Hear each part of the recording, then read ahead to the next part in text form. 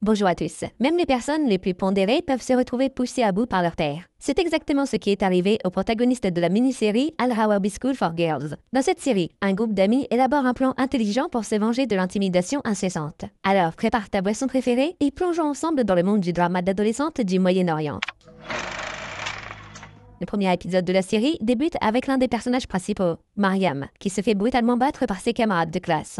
Avant, elle adorait aller à l'école et elle passait du temps en compagnie de ses nombreux amis. Mais tout a pris une tournure sombre. Les tyrans de Mariam ont laissé des marques visibles sur son visage, avant de la pousser par terre et de rapidement fuir la scène. Des ambulanciers paramédicaux emmènent Mariam à l'hôpital. Mariam fréquente une école exclusive, réservée aux filles appelées Al-Hawabi. Suite à un accident troublant à l'école, les enquêteurs et les enseignants commencent à interroger toute personne qui aurait pu être impliquée. La plupart des écolières ont une forte aversion pour Mariam, et elles ne parlent pas gentiment d'elle. Elles prétendent froidement qu'elles ne sont au courant de rien de ce qui s'est passé. Seule la meilleure amie de la victime réagit à la nouvelle, avec les larmes aux yeux, mais elle ne comprend pas comment quelqu'un a pu faire ça à Mariam. En remontant 2 semaines dans le temps, un flashback montre Mariam montée dans un bus scolaire. Elle accueille son amie Dina et la superviseure avec un sourire amical. Bien qu'il soit clair que tout le monde dans le bus n'est pas heureux de voir Mariam. Inti, embarquez معك.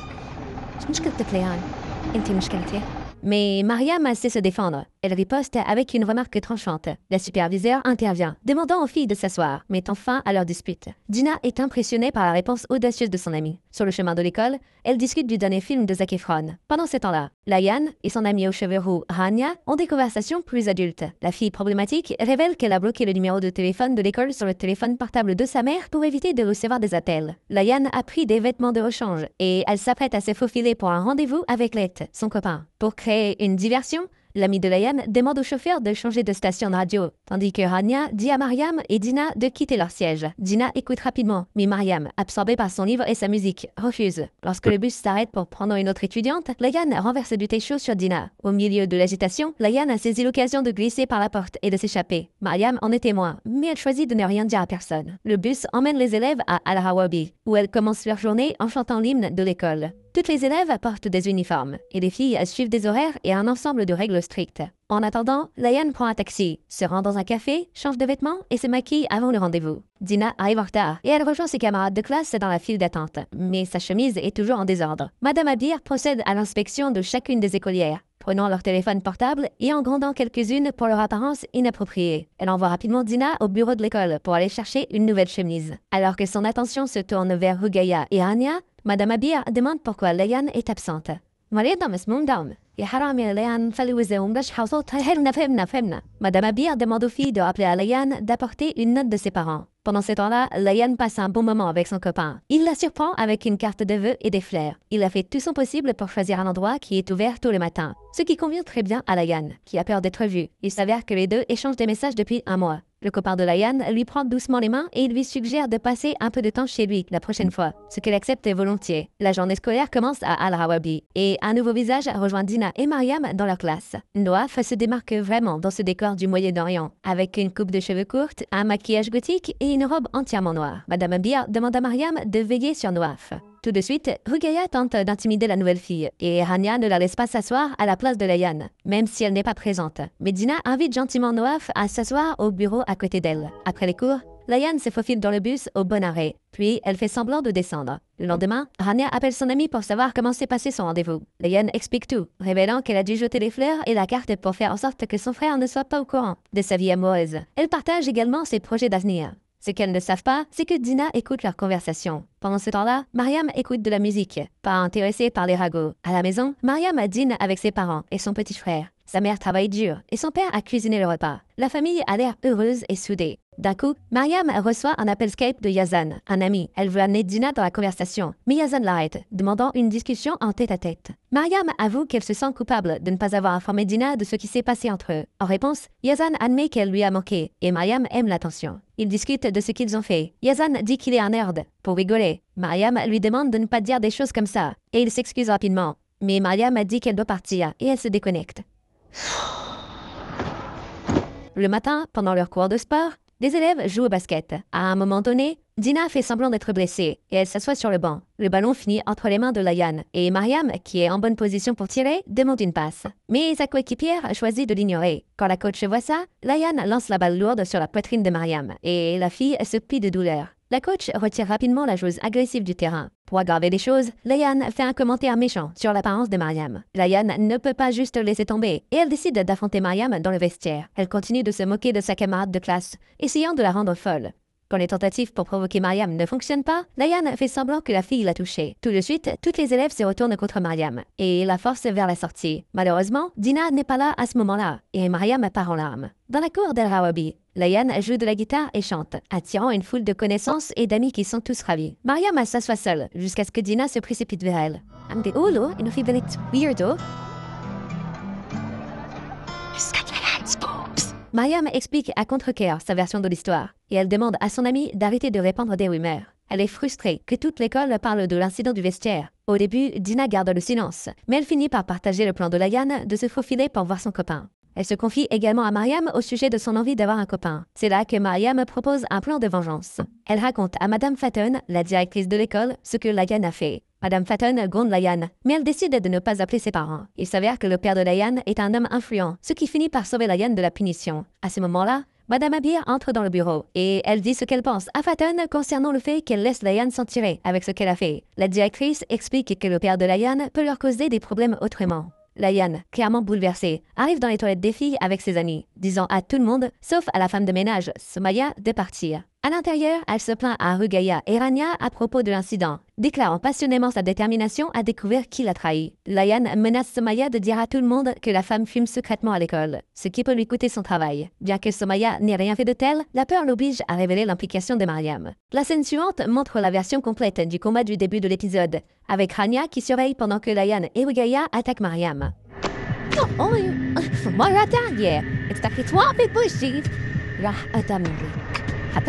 Avec un coup puissant, Mariam tombe par terre, perdant conscience, alors que le sang suinte de sa tempe. Ses agresseurs quittent précipitamment les lieux de l'incident choquant et Mariam est retrouvée par Noaf. Peu de temps après, des ambulances arrivent et Mariam est placée dans une ambulance, tandis que les spectateurs, y compris les 3 coupables, agissent comme si elle n'était pas impliquée. Interrogée sur l'incident, chacune des tyrans trouve une explication qui détourne tout soupçon. Quand c'est au tour de la nouvelle élève, elle ne dénonce pas ses camarades de classe agressifs. Noaf avait tout vu, mais Rania l'a intimidée aussi, lui ordonnant de rester silencieuse. Mariam reprend conscience, mais elle ne révèle pas qu'il l'a agressée. Au lieu de ça, elle invente une histoire, affirmant qu'elle a été attaquée par derrière. Les professeurs rassemblent toutes les élèves dans le hall. Ils essaient de trouver qui est à blâmer. Layan se lève et dit que Mariam a d'abord touché ses seins dans le vestiaire. Lui a essayé de la battre. La mère de Mariam tente de la défendre. Mirania et Rugaya confirment les paroles de Layan. Dina essaie de faire valoir que les filles disent ça juste parce qu'elles sont les amies de Layan. Mais c'est là que tout le monde commence à soutenir la version de Layan. La fille a un talent pour manipuler les opinions des gens. Mariam est décrite comme émotionnellement instable. Même sa propre mère commence à s'interroger. Madame Fatton dit qu'elle en a assez entendu et suspend Mariam,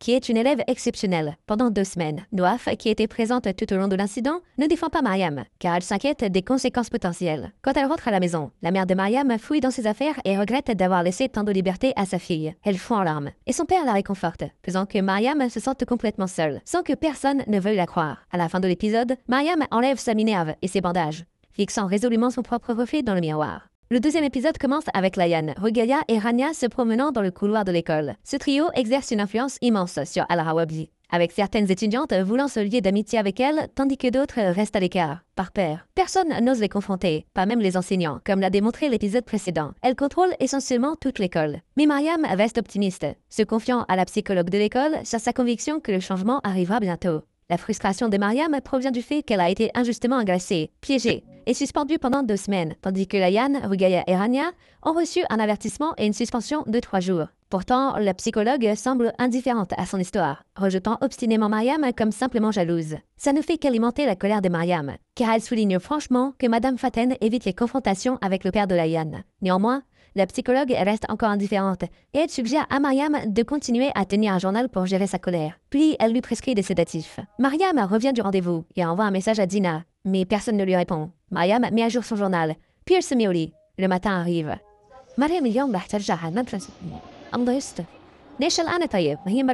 La coach s'approche du trio et leur rappelle les essais à venir pour l'équipe nationale de football, en mentionnant qu'il n'y a que 2 places de libre. Les amis acceptent les invitations, Alors que la cloche de l'école sonne, les filles se dirigent vers la classe, discutant de la façon dont gagner une place dans l'équipe pourrait ouvrir des opportunités passionnantes d'explorer le monde. Mais Rugeya s'interpose, leur rappelant une fois de plus qu'il n'y a que 2 places. Layan et Hania continuent à discuter de leur avenir potentiel au sein de l'équipe nationale, laissant Rugeya se sentir ignorée et frustrée, ce qui l'amène à froisser son invitation. Layan fait tomber le seau d'eau de Somaya, puis elle gronde la concierge d'avoir sali ses chaussures. Madame Abia est témoin de la scène, mais elle décide de ne pas intervenir. La mère de Mariam a conduit sa fille à l'école. La fille refuse obstinément de prendre ses médicaments. Sa mère lui rappelle fermement d'écouter ce que dit Madame Faten, soulignant que la directrice a beaucoup fait pour empêcher Mariam d'être expulsée. Pleine de doutes, Mariam s'en prend à sa mère avant de se rendre à Al-Rawabi. Alors que Mariam croise Dina dans le couloir, son amie essaie de la dépasser. Dina est en colère contre elle, parce que Mariam ne lui a pas parlé de sa relation avec Yazan. Dina dit qu'elle ne sait plus si elle peut faire confiance à Mariam. Après avoir dit ça, Dina se dirige vers ses cours, laissant Mariam seule, luttant pour retenir ses larmes. Mariam espérait que son amie lui offrirait son soutien. Pendant ce temps-là, le tristement célèbre trio attend le début de la leçon. Chou! Hania envoie un texto à Ahmad, partageant avec enthousiasme des nouvelles de son copain avec ses amis. Layan suggère rapidement qu'elle fasse des double dates. Lorsque Mariam entre dans la salle de classe, les filles recommencent à la harceler. Mariam supporte calmement et poliment les insultes, avant de demander à Layan de bouger. Layan s'écarte à contre-cœur, puis elle fait trébucher Mariam. Agacée, Mariam jette son sac à dos sur son bureau et se précipite aux toilettes, où elle prend une pilule. Dans son esprit, un plan de vengeance commence à se former. Mariam déclenche l'alarme incendie, obligeant Madame Abia à diriger la classe à l'extérieur. Ensuite, toutes les étudiantes sont ramenées à l'intérieur, et le déclenchement involontaire de l'alarme est rejeté comme un problème du système. Mariam poursuit son plan. Grâce au système d'alerte de l'école, tout le monde peut entendre les messages vocaux blessants des 3 tyrans.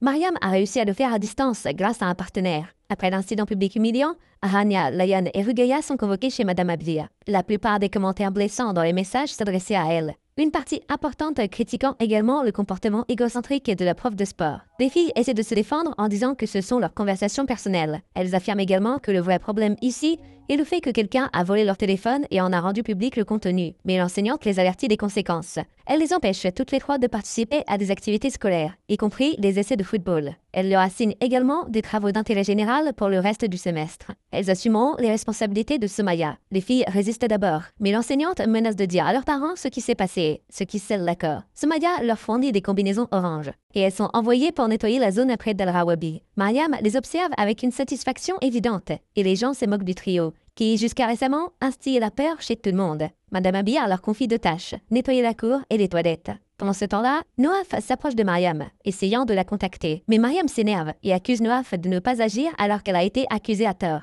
Noaf s'excuse et elle regarde avec désapprobation le trio portant une salopette de travail. Elles ont déjà abandonné leur travail, jouant avec l'équipement pendant que les spectateurs se rassemblent et applaudissent leur défiance. Mariam traite Noaf de lâche et cette dernière se dirige vers les toilettes, pleine de rancœur. Ensuite, on voit un flashback de l'ancienne vie de la nouvelle fille. Il s'avère que dans sa dernière école, elle a volé les réponses à un contrôle et les a données à tous les élèves. Elle a été expulsée pour ça. À ce moment-là, les 3 tyrans arrivent. Rugeya déclare qu'elle en a fini avec le nettoyage pour tout le semestre. Mais ses amis lui accordent peu d'attention. Elle se concentre uniquement sur les essais. Layan est convaincue qu'elles s'en sortiront parce que Madame Faten lui doit une faveur. Pendant ce temps-là, Noaf entend leur conversation depuis une cabine voisine, faisant profil bas, les pieds en l'air. Rugeya soupçonne que quelqu'un a aidé le karma à attraper les tyrans, et elle promet de traquer et de punir celles qui les ont dénoncés. Hania se contente de rigoler. Juste à ce moment-là, Madame Abia entre dans les toilettes et ordonne au trio de ranger. Noaf quitte les toilettes et se dirige vers la salle de cours. Toutes les élèves sont rassemblées dans la salle, où une ancienne élève d'Al-Rawabi monte sur scène pour exprimer son affection pour l'école. Elle donne une conférence sur l'intimidation. Au cours de sa présentation, Layan est invitée sur scène à participer à un exercice où elle dépeindra une victime d'intimidation, recevant une salve d'applaudissements chaleureux. Noaf s'avance volontiers pour jouer le rôle de l'agresseur, dans une scène particulière, alors que Layan joue à faire des bêtises. La nouvelle fille la pousse avec force.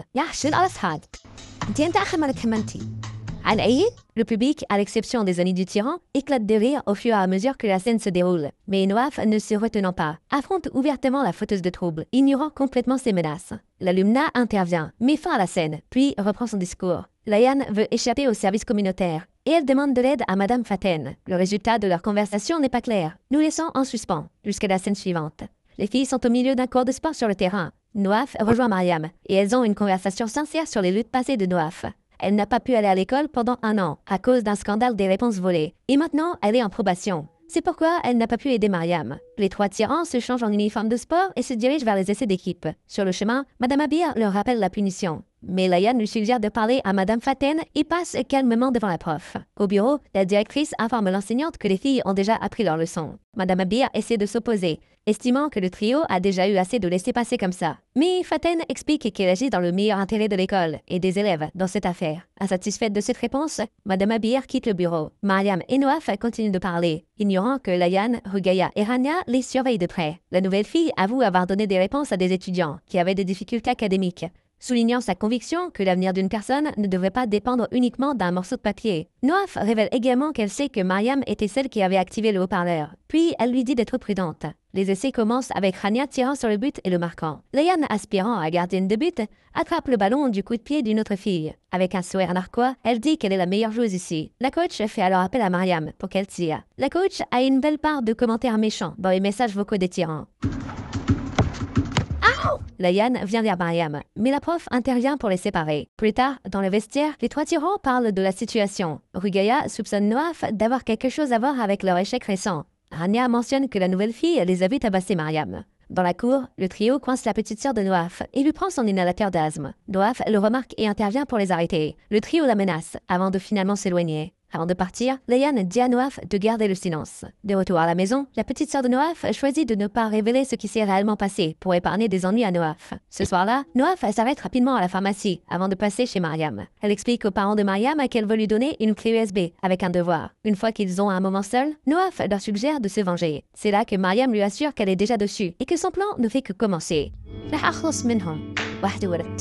Les amis acceptent de mettre fin à la tyrannie du trio. L'épisode démarre par un concours de speed eating humiliant. Alors que le trio applaudit et rit, Dina et sa camarade de classe Potley avalent de la nourriture. Rugaya enregistre toute la scène sur son téléphone pour le partager en ligne. Pendant ce temps-là, Rania tient un chronomètre et Layan encourage des candidates.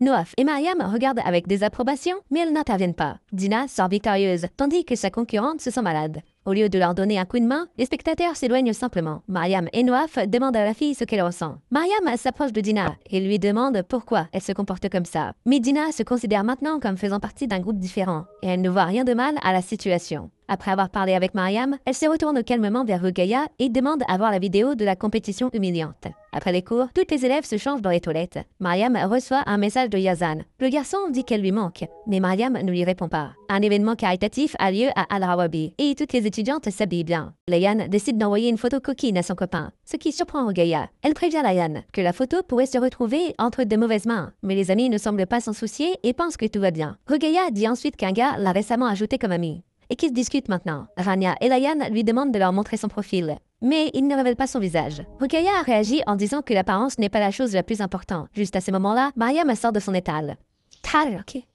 Dina sort de l'étal adjacent. Les trois harceleuses lui font de faux compliments pour l'aider à se sentir à l'aise, alors qu'en vrai, elle complote une farce cruelle. Rugaya tache le rouge à lèvres rouges sur le pantalon blanc de Dina, tandis que Layan prend une photo à partager avec toute l'école. Alors que Dina marche dans la cour d'Al-Rawabi, les filles taquinent. Dina s'éloigne, les larmes coulant sur ses joues, et elle trouve du réconfort sur un banc à proximité. Mariam s'approche d'elle et lui rappelle la duplicité de ses nouvelles amies. Dina avait cru que traîner avec les filles populaires la rendrait populaire aussi, et elle ne pouvait s'empêcher d'être jalouse de comment Mariam et Noaf s'étaient rapidement liés d'amitié. Mais son amie est là pour apporter du réconfort. Les filles se dirigent vers Noaf. Elle est chargée de distribuer les bracelets pour l'événement. Mariam suggère de mettre en œuvre une partie de leur plan de vengeance aujourd'hui. Mais Noaf a des doutes sur Dina. Rania surveille de près leur conversation. Finalement, Mariam convainc Noaf de faire confiance à Dina. Juste à ce moment-là, Yazan et son ami s'approchent d'eux. Mariam s'excuse auprès de Yazan et poursuit son plan. Le soir, la foire caritative commence et Dina met en place un stand de biscuits. Mariam est assise à côté d'elle, absorbée à taper sur sa tablette. Rugaya, quant à elle, attend son petit ami qu'elle a rencontré en ligne. Noaf est occupé à donner des billets aux personnes qui arrivent et parmi eux se trouve Ahmad, qui la complimente chaleureusement. Rania le voit et elle emmène Ahmad sur scène pour écouter la performance de Layan. Noaf s'approche de Dina, où Mariam s'excuse d'avoir impliqué son ami dans le plan de vengeance sans lui en avoir parlé au préalable. Noaf lui pardonne et ouvre tout de suite son ordinateur portable. Il s'avère que les filles ont créé un faux profil d'un gars et qu'elles ont discuté avec Rugaya pendant tout ce temps. Elles ont délibérément choisi ce moment, car Rugaya est seule actuellement. La foire offre l'occasion parfaite, puisque Layan et Rania sont occupés. Layan monte sur scène pour interpréter sa chanson. Rania vient à Ruqayyah avec Ahmad et son ami. Mais l'ami n'a pas l'air intéressé par Ruqayyah, et il part rapidement. Le public applaudit la fille la plus populaire de l'école. Let, le copain de Layan, se tient également dans la foule. Pendant ce temps-là, Mariam initie son plan de vengeance en se faisant passer pour le jeune homme en ligne et en contactant Ruqayyah. Layan et ses amis se dirigeant vers une autre zone. Yazan et son pote s'approchent de Mariam et de ses amis. Yazan essaie de lui parler pour clarifier les choses, mais elle le friendzone gentiment et lui suggère de discuter plus tard. Là, as a boyfriend, well as a friend. Layan, Ruqayyah, Rania et Ahmad se détendent dans la zone de pause quand Let les rejoint. Ruqayyah s'éloigne brièvement pour prendre un verre après avoir reçu un message de son copain virtuel. Mariam s'assure intentionnellement qu'elle est seule. Dans le cadre du plan de vengeance, Noaf, Mariam et Dina envoient un texto à Ruqayyah, prétendant être son copain et disant qu'il est à proximité, tout en la regardant de loin. Noaf s'approche de Madame Abia et lui dit que Rania et Layan sortent avec des garçons dans la zone de pause. La prof se rend là-bas et commence à disperser les couples. Ruqayyah retourne sur les bancs, mais elle ne voit personne autour d'elle. Elle essaie d'appeler ses amis, mais elle ne décroche pas. Ruqayyah reçoit un message de son copain en ligne, qui se demande où elle est. La fille explique qu'elle a sali ses vêtements et que ses amis l'ont abandonnée. Plus tard, elle le trouve et confronte avec colère Layan et Rania pour l'avoir laissé derrière. Ruqayyah se sent blessée et décide de s'éloigner. Dina s'approche doucement des couples, puis elle commence à prendre des photos d'eux avec son téléphone. Pendant ce temps-là, Ruqayyah revient à la fête. Mariam, agissant au nom du faux gars, envoie un message à Ruqayyah, lui disant qu'il est quelque part et qu'elle a juste besoin de le trouver. Ruqayyah lui demande de lui envoyer une photo pour qu'elle puisse le reconnaître. En réponse, elle reçoit un lien, sur lequel elle clique immédiatement. En faisant ça, elle accorde involontairement l'accès à son compte Facebook à Noaf. Le lien s'ouvre sur une photo d'un beau gars au hasard. Mais Ruqayyah, prise dans ses émotions, ne voit pas la tromperie. Le petit ami virtuel lui demande d'envoyer une photo plus chaude. Ruqayyah refuse. Mais Dina prend les choses en main et la convainc. Noaf met à jour la photo de profil Facebook de Ruqayyah. Ruqayyah retourne à la foire. Et elle se rend compte que les gens la regardent de partout. Elle vérifie son téléphone et elle découvre pourquoi. De nombreux commentaires blessants affluent sur sa photo indécente, la qualifiant de fille facile, déshonorant sa famille. La vengeance est servie, mais le plan de Mariam ne s'arrête pas là. La série a été produite en Jordanie par une réalisatrice. Jusqu'à récemment, les femmes n'étaient pas autorisées à faire des films dans le pays, ce qui représente un pas important vers l'égalité des sexes. Si tu es impatient de savoir ce qui se passe ensuite à Al-Rawabi, n'oublie pas d'appuyer sur la cloche pour activer les notifications, de laisser un like et de dire ce que tu as préféré dans la série. Ça nous aidera à publier une vidéo au plus vite.